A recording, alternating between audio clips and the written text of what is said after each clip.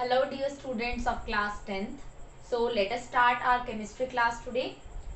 Now in the previous lecture, in the previous video, I have told you about the introduction for this chapter 4, that is carbon and its compounds. And I have also told you one thing, that this chapter is not coming as a whole in your examination. It will come up to the homologous series only. Now, so we are starting with the very first topic of this chapter that came in our syllabus. It is bonding in the carbon. So, let us see what type of bonding is present in the carbon. Bonding in carbon.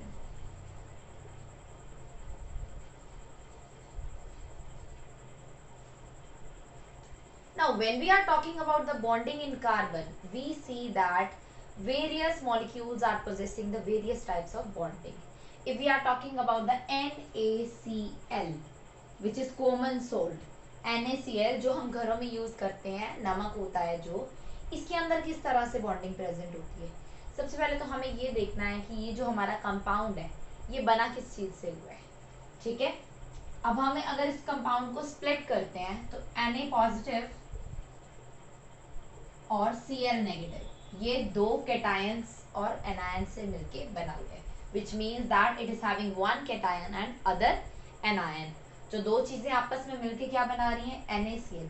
अब जब ये ion से मिलके बन रहा है तो इसके अंदर बॉन्डिंग भी किस तरह से होगी? Ionic bonding. इसी तरह से हम देखते हैं कि अलग अलग तरह की बॉन्डिंग प्रेजेंट होती है अलग अलग तरह के मॉलिक्यूल्स में या अलग अलग तरह की चीजों में. अब जब अगर हम बात कर रहे हैं कार्बन में, तो कार्बन में जनरली क्या होता है? कोवलेंट बॉन्ड प्रेजेंट होता है. कौन सा बॉन्ड प्रेजेंट होता है? Covalent bond. अगर हम बात करें कोवलेंट बॉन्ड की, तो सबसे पहले हमें ये पता होना चाहिए कि ये जो कोवलेंट बॉन्ड है कार्बन में होता क्यों है. कार्बन की हम देखते हैं जनरली कितनी वैलेंसी है? 4. Carbon is having 4 valencies. Now due to these 4 valencies, carbon is forming the 4 covalent bonds.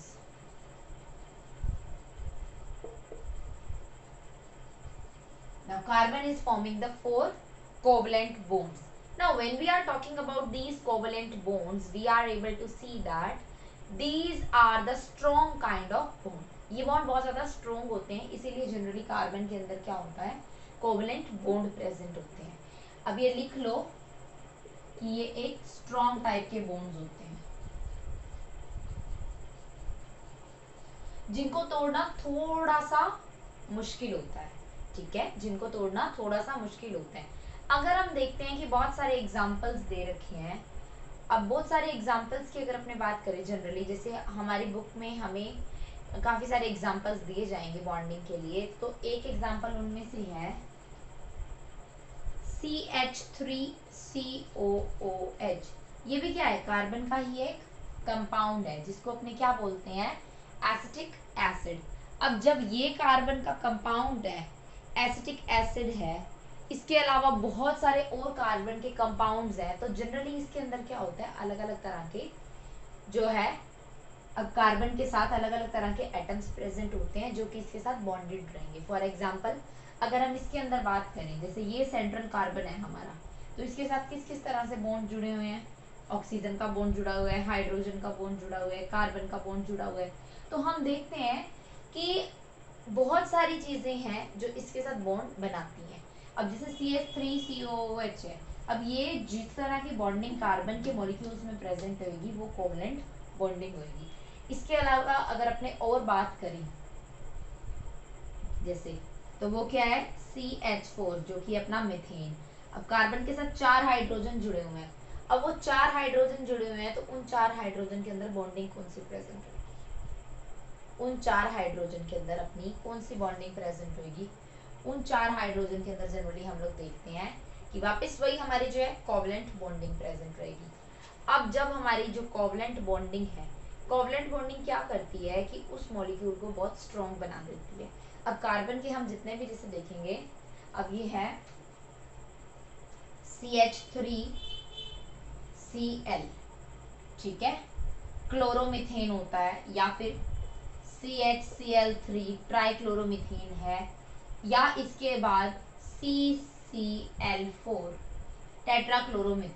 तो इस तरह के अलग अलग कंपाउंड्स हम देख रहे हैं कार्बन के, इन सारों के अंदर हमें कोवलेंट बॉन्डिंग देखने को मिलेगी।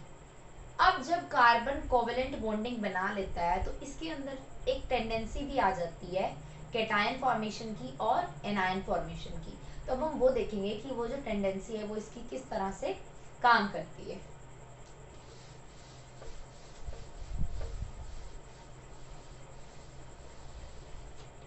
कार्बन दो टाइप के कंपाउंड बनाएगा, कैटायनिक कंपाउंड्स भी बनाएगा, एनायनिक कंपाउंड्स भी बनाएगा। अब देखो अगर हम बात करें कार्बन की जो वैलेंसी हमने देखी थी क्या है 4।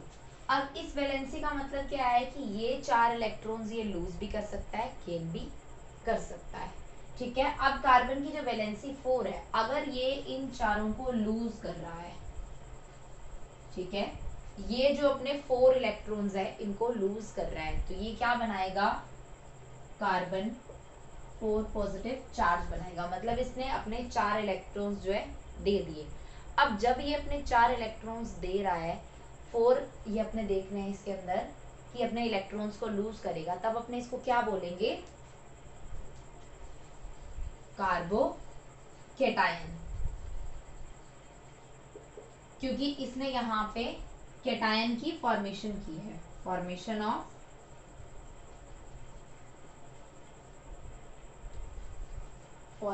ऑफ कैटायन,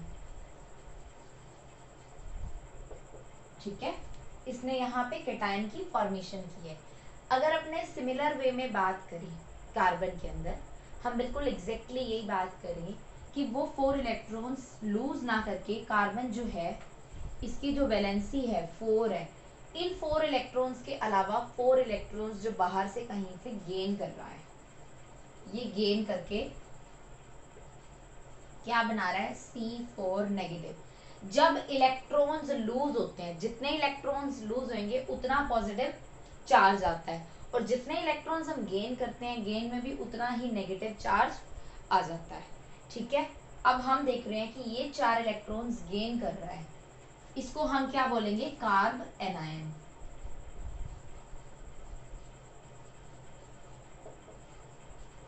ये अपना कार्ब एनायन बन जाता है। अब जब ये अपना कार्ब एनायन बन रहा है तो मतलब ये जो है माइनस जो अपनी स्टेट है, ये अपनी एनायन की स्टेट शो कर रही है कि कार्बन इस तरह से अपने एनायंस बनाता है। अब जनरली इन्हीं के बेस पे हम चेक करते हैं कि कार्बन अपने जो कंपाउंड्स है वो कैसे बना रहा है, ठीक है। तो ये आपका कार्बोकेटायन और कार्ब एनायन बन जाता है कि किस तरह से हम देखते हैं कार्बन ने अपने इलेक्ट्रॉन्स को लूज किया या फिर उसने 4 इलेक्ट्रॉन्स गेन करके अपना ऑक्टेट कंप्लीट किया।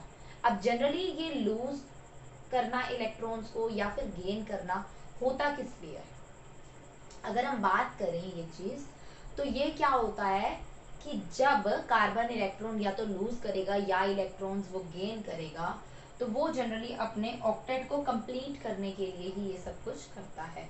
क्योंकि अब देखो अगर मेरे को एक जगह से उठा के कहीं ले जाया जाएगा या मुझसे कोई चीज ले ली जाएगी या मुझे कोई चीज दे दी जाएगी, तो वो किस लिए होगी, मेरी हैप्पीनेस के लिए, मुझे उसकी जरूरत है, या उसके बिना मैं ज्यादा खुश रहूंगी या उसके आने से ज्यादा खुश रहूंगी। अब स्टेबिलिटी जब मुझे मिलेगी ऑब्वियसली तभी मैं उस स्टेट में हैप्पी रहूंगी। सेम वे इसके अंदर क्या होता है कि कार्बन को स्टेबिलिटी मिल जाएगी, या तो 4 इलेक्ट्रॉन लूज करेगा वो, या 4 इलेक्ट्रॉन अपने गेन कर लेगा, और जिसकी वजह से वो कार्बोकेटायन या कार्बेनायन बना के अपना ड्यूएट और ऑक्टेट को कंप्लीट करेगा। अब देखो अगर अपने इसकी बात करें, ऑक्टेट का मतलब होता है 8 इलेक्ट्रॉन्स। अब 8 इलेक्ट्रॉन्स उसके तब कंप्लीट होते हैं जब कार्बन के अंदर बाहर से 4 इलेक्ट्रॉन्स आते हैं, ठीक है। और जो इसका डिप्लेट होता है, इसके अंदर क्या होता है, 4 इलेक्ट्रॉन्स लूज हो गए, तो जो फर्स्ट शेल है के शेल इसके अंदर मैक्सिमम 2 इलेक्ट्रॉन्स आ सकते हैं। तो जब 4 इलेक्ट्रॉन्स लूज हो जाएंगे उसके बाद वो 2 इलेक्ट्रॉन्स वाला ही शेल अपना कंप्लीट रह जाएगा।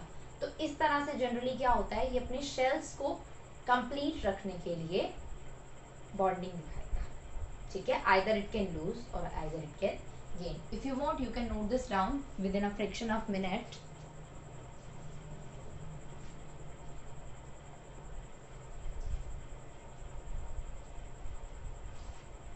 अब देखिए, हमने अभी देखा कि किस तरह से ये अपने बॉन्ड्स बना रहा है, लूज कर रहा है या गेन कर रहा है।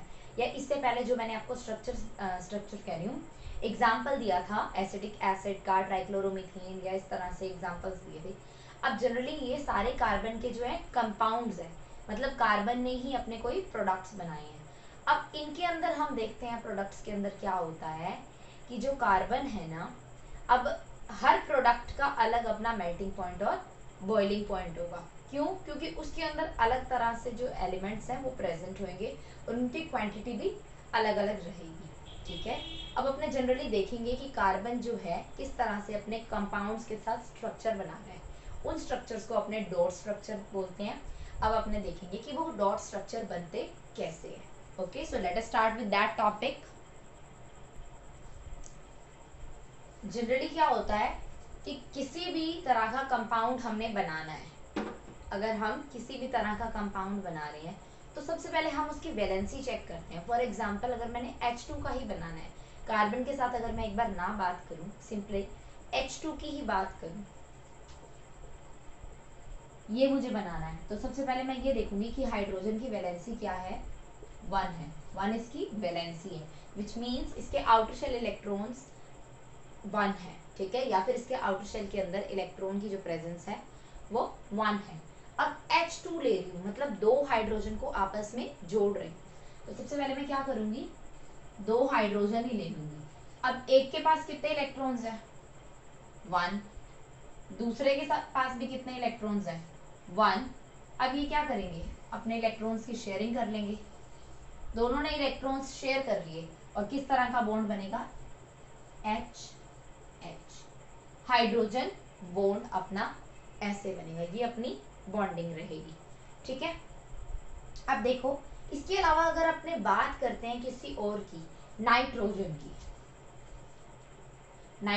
तो नाइट्रोजन की वैलेंसी होती है 3, क्योंकि इसके आउटर मोस्ट शेल में क्या होता है, 5 इलेक्ट्रॉन्स प्रेजेंट होते हैं।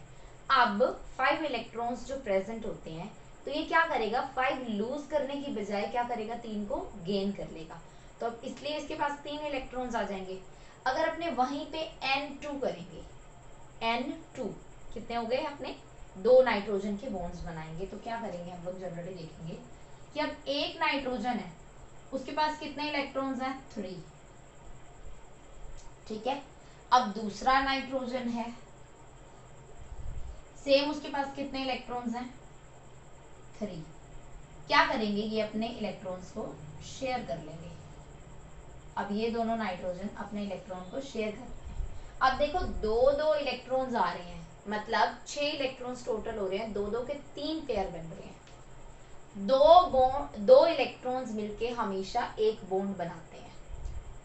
Whenever there is the formation of a bond, it always involves the 2 electrons to form a single bond. अब यहाँ पे 6 इलेक्ट्रॉन्स इन्वॉल्व हो रहे हैं, तो ये क्या करेगा, N ट्रिपल बॉन्ड N, ठीक है, इस तरह से बॉन्ड बनाएगा। अब ये जनरली हमने देखा है कि नाइट्रोजन जो है दूसरे नाइट्रोजन के साथ बना रहे हैं। इसके अलावा बहुत सारे कंपाउंड्स भी तो होते हैं, जैसे कि कार्बन डाइऑक्साइड हो गया, ठीक है, CO2 है, तो ये कैसे अपना बनाएगा। सबसे पहले हमें पता है कि कार्बन की वैलेंसी क्या है, 4। इसका मतलब क्या है कि कार्बन की आउटर शेल में 4 इलेक्ट्रॉन्स प्रेजेंट है। और अगर हम ऑक्सीजन की बात करें, ऑक्सीजन का एटॉमिक नंबर होता है 8, तो इसके आउटर शेल में इलेक्ट्रॉन्स होंगे 6, 2,6। अब जब वो 6 इलेक्ट्रॉन्स हैं, ऑक्टेट कंप्लीट करने के लिए वो 6 लूज करने से बेटर क्या है, 2 को वो गेन कर ले। अब क्या होगा, कार्बन सेंट्रल एटम आ गया, कार्बन अपना सेंट्रल एटम आ गया, इसके पास कितने इलेक्ट्रॉन्स हैं, 4 इलेक्ट्रॉन्स हैं। हमने ले लिए इसके 4 इलेक्ट्रॉन्स, बना दिए यहाँ पे 4 इलेक्ट्रॉन्स। अब हर ऑक्सीजन के पास कितने हैं, 2 इलेक्ट्रॉन्स। हर ऑक्सीजन के पास क्या है, 2 इलेक्ट्रॉन्स प्रेजेंट है। अब ये जो ऑक्सीजन है यहाँ पे इस तरह से बॉन्ड बना लेगा, ये वाला ऑक्सीजन ये इलेक्ट्रॉन शेयर करके बॉन्ड बना लेगा, और ये जो कार्बन है ये इलेक्ट्रॉन ये इस तरह से बॉन्ड बना लेगा। अब क्या होगा, C double bond O, C double bond, carbon की वैलेंसी भी पूरी, ऑक्सीजन की वैलेंसी भी पूरी, और इसके बॉन्ड्स भी पूरे। इस तरह से ये अपना कंपाउंड हो गया। अब सेम अगर अपने कार्बन का हाइड्रोजन के साथ बनाते हैं CH4 के अंदर, सेम प्रोसीजर फॉलो होगा यहाँ पे भी। अब जब ये सेम प्रोसीजर फॉलो हो रहा है तो कार्बन की वैलेंसी कितनी है, 4 ही रहेगी कार्बन की वैलेंसी, तो मतलब हम 4 इलेक्ट्रॉन्स कार्बन के लेंगे। हाइड्रोजन की वैलेंसी हमारे को पता है क्या होगी, 1 ही होती है, चाहे हम इसको डॉट से रिप्रेजेंट करें चाहे हम क्रॉस से रिप्रेजेंट करें, one and the same thing. यहाँ पे हमने हाइड्रोजन ले लिया, क्योंकि CH4 बना रहे हैं तो 4 हाइड्रोजन और ऑटोमेटिकली आएंगे। अब इस कार्बन के साथ ये सारा कुछ बॉन्डेड है, क्योंकि अभी जस्ट मैंने आपको बताया है कि एक इलेक्ट्रॉन कभी भी अकेला एक बॉन्ड नहीं बनाता, 2 इलेक्ट्रॉन्स जब होंगे तभी वो मिलके एक बॉन्ड आपका बनाएंगे। ठीक है, तो अब ये हाइड्रोजन है, इसके साथ शेयर कर रहा है, ये इसके साथ शेयर करेगा, और ये इसके साथ। ये हमारा CH4 का डॉट स्ट्रक्चर तैयार है। अगर अपने इसको बॉन्ड की तरफ शो करेंगे, बॉन्ड की तरह से रिप्रेजेंट करेंगे तो कैसे होगा, CH4, ये हमारा आ गया स्ट्रक्चर। तो इस तरह से हम देखेंगे जो कार्बन है अपना कैसे स्ट्रक्चर्स बना रहा है। ओके, सो नेक्स्ट वीडियो में हम ये देखेंगे कि चेन स्ट्रक्चर क्या होते हैं, रिंग स्ट्रक्चर क्या होते हैं, और अपने जो हैं बॉन्ड किस तरह से फॉर्म होंगे। Okay, till then you have to study this much. अगर इसमें किसी को डाउट हो तो you can ping me personally and I will be replying whatever your doubts will be, and I will be trying to cover up all those doubts. Okay, thanks for the class. Have a nice day.